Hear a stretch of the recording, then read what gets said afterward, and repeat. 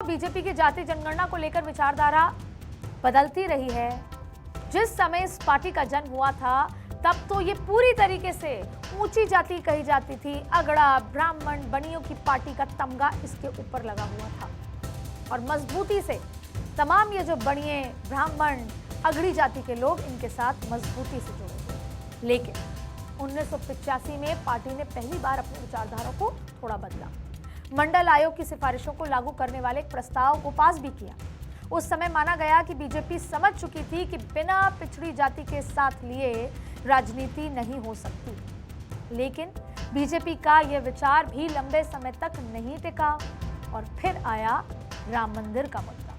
राम मंदिर आंदोलन ने फिर उसे हिंदुत्व की राजनीति की ओर धकेल दिया। तब कमंडल बनाम मंडल की राजनीति का आगाज हुआ। कई सालों तक बीजेपी ऐसे ही राजनीति करती रही।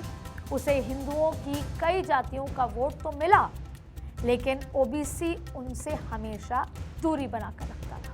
और फिर केंद्र में जब पहली बार मोदी सरकार आई, इस वर्ग को साधने की तैयारी शुरू हुई। और मोदी तो खुद ओबीसी का एक सबसे बड़ा चेहरा है, पार्टी हमेशा। 2019 में आर्थिक रूप से पिछड़ी ऊंची जातियों के लोगों के लिए 10% का आरक्षण की व्यवस्था ने नए समीकरण खोल दिए या समीकरण बदल डाले।